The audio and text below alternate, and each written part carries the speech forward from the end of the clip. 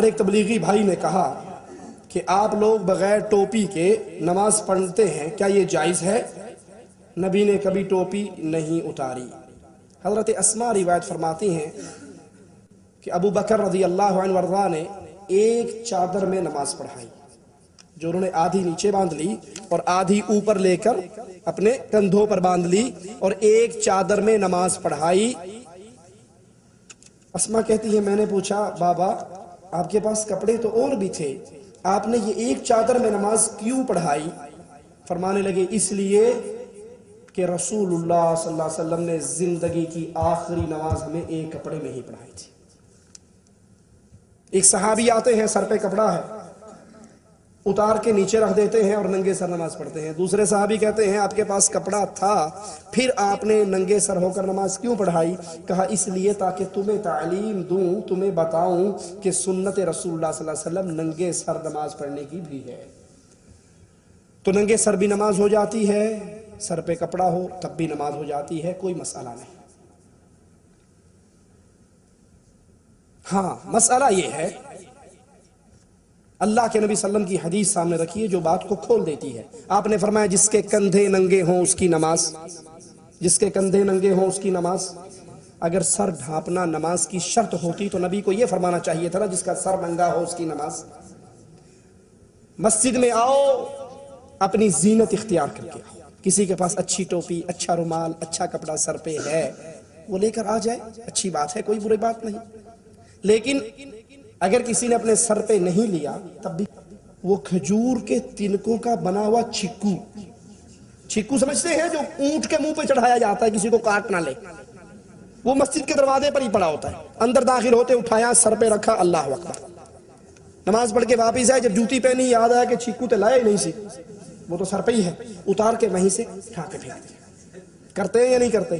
اب کچھ ترقی ہو گئی ہے تو اب وہ کھجور کے تنکوں کی بجائے پلاسٹک کے چھکو آ گئے۔ چائنا نے ترقی کر لی نا، ہر چیز بنا رہا ہے مسلمانوں کی، تو اس نے یہ بھی بنا دی۔ اب سوچئے قرآن کہتا ہے مسجد میں آؤ تو زینت اختیار کرو۔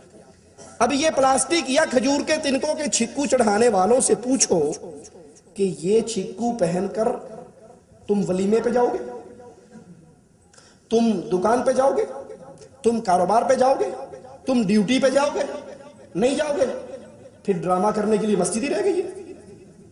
دیکھو میں نے یہ رومال پہنا ہے، یہ رومال پہن کے میں اللہ کے گھر میں بھی آ سکتا ہوں، یہ رومال پہن کے آپ کسی بھائی کی شادی ہو یا میری اپنی شادی ہو اس میں بھی جا سکتا ہوں، ٹھیک ہے؟ آمین نہیں کہا، بڑے کنجوس ہو۔ تو بازار بھی جا سکتا ہوں، ڈیوٹی پر بھی جا سکتا ہوں، سارے کام کر سکتا ہوں نا، ٹھیک ہے؟ لیکن وہ چھکو پہن کر ڈرامہ کرنے کے لیے ہم نے مسجد ہی رکھ لی ہے، اس کو پہننا جائز نہیں ہے۔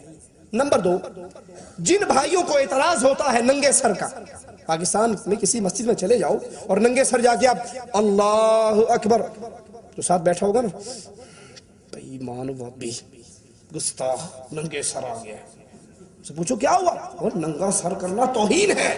ان سے پوچھو حج میں آ کر سارے ننگا سر نہیں کرتے، ٹینڈ بھی کروا لیتے ہیں، یہاں سارے توہین کرتے ہیں۔ پھر ایک سوال۔ دوسرا سوال کہ تمہارے مذہب میں ننگا سر کرنا توہین نہیں، کرامت ہونی چاہیے۔ ہمیں نہیں یہ الٹی گنگا سمجھ آتی، کوئی سر ننگا کرے تو ہم کیا فتویٰ لگاتے ہیں؟ گستاخ، بے ادب، توہین کر رہا ہے۔